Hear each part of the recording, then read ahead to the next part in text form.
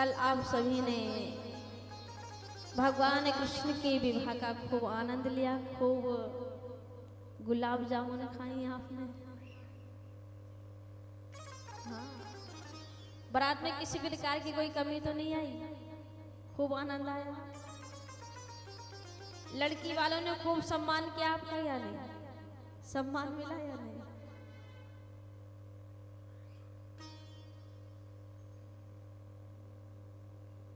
हाँ, ऐसा होता है। यदि बेटी वाला कोई सम्मान में कमी कर दे तो उसे ताने मार मार कर मार दिया जाता है। अरे तेरे बाप ने ऐसा नहीं करा, वैसा नहीं। ऐसा होता है कि नहीं? रुक्मणी मैया का विवाह मेरी श्याम सुंदर द्वारिकानाथ से हुआ। आज भगवान कृष्ण मैया का हरण कर कर ले गए।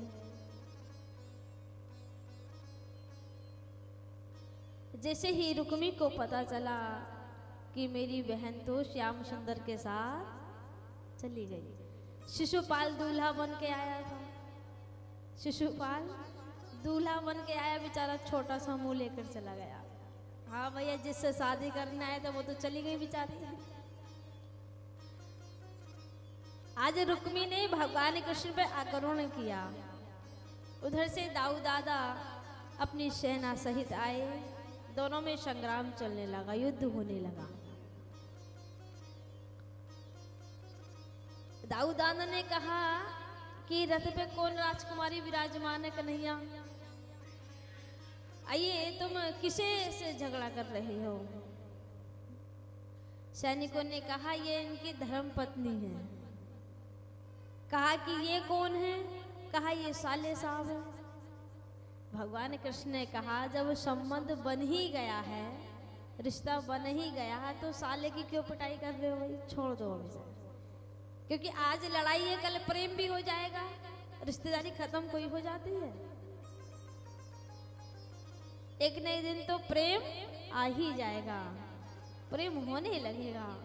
आज दाऊ दादा ने भगवान कृष्ण को समझाया और रुक्मी का अपमान कर उसे वहां से भेज दिया गया। आज भीष्मक जी अपने पुत्री को घर लाए हैं विधि विधान से, मेरी द्वारिका नाथ के साथ उनका विवाह किया है।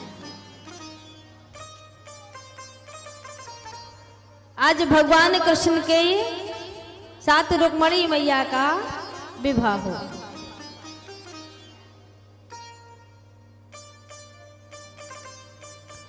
सुखदेव भगवान कहते हैं कि राजन, एक सत्राजित नाम का एक राजा था। उनके पास सोने की मणि थी। भगवान द्वारिका नाथ ने सुना कि सत्राजित के पास सोने की मणि है। वो प्रतिदिन 8 बार सोना पैदा करती थी। भगवान द्वारिका नाथ ने कहा कि सुनो, इस मणि को हमें दे दो कि हम समाज की सेवा करेंगे। तो सत्राजित ने वो मणि नहीं दी। एक दिन क्या हुआ, सत्राजित का छोटा भाई प्रसेन उस मणि को पहनकर जंगल में शिकार खेलने के लिए चला गया। आज एक भालू ने उसे मारकर उससे मणि छीनकर उन्होंने अपनी पुत्री को दे दी, जिसका नाम जामवंती था। वो भालू बाबा कौन थे? वो त्रेता युग के जामवंत जी थे। आज जैसे ही सत्राजित को पता चला कि मेरी सोने की मणि चोरी हो गई, उन्होंने अपनी धर्मपत्नी से कहा कि सुनो, ये सोने की मणि चोरी हो गई है।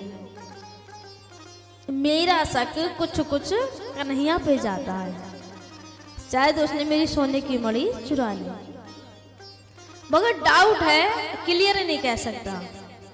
इस बात को तुम किसी से बताना मत। मैयाएं बड़ी महान होती हैं, हाँ, उनके पेट में कहाँ बात पचती है।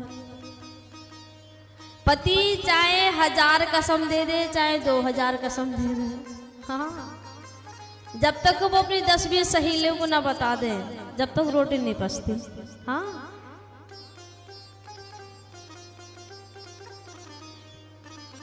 आज खूब मना किया और बताती बड़े विश्वास से हैं। पता क्या कहती, बहन देख, मैं तुझे अपनी जान से भी ज्यादा विश्वास करती हूँ, इसलिए बता दे, तो अपनी है। हाँ, तो अपनी है, किसी से मत बताना। अगली वाली फिर अगली से कहेगी हाँ तो अपनी है इसलिए बता दिया, कोई और होते मैं ना बताती। बोलना पड़ेगा भैया। तो आज सत्यजित की पत्नी ने धीरे धीरे धीरे धीरे सखियों से, आप जानती है क्या करना शुरू कर दिया।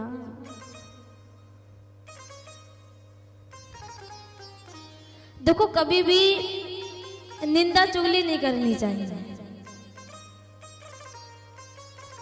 आप चुगली करेंगे, अगले जन्म में क्या बनोगे? बिल्ली बनना पड़ जाएगा। हाँ, घर घर मलाई चाटोगे, ऊपर डंडे पड़ेंगे। इससे अच्छा चुगली मत करो, अपना अगला जन्म क्यों खराब किया। आपके पास समय है तो भगवान का भजन किया करो, नाम जप किया करो। इधर उधर की बातों में समय बर्बाद नहीं करना चाहिए। आपके पास 10 घंटे का समय है या 1 घंटे का समय है, आप भगवान का भजन करो। अब भैया ऐसा कार्य कोई करना चाहता नहीं है ना। भैया व्यास जी, आप चाहे कितनी कह जाना, हम तो तुम्हारी बात मानने वाले हैं नहीं। हम तो वही करेंगे जो हमें अच्छा लगेगा। और आपको क्या अच्छा लगेगा? चुगली करना, निंदा करना, सुनना, ये अच्छा लगेगा कि नहीं?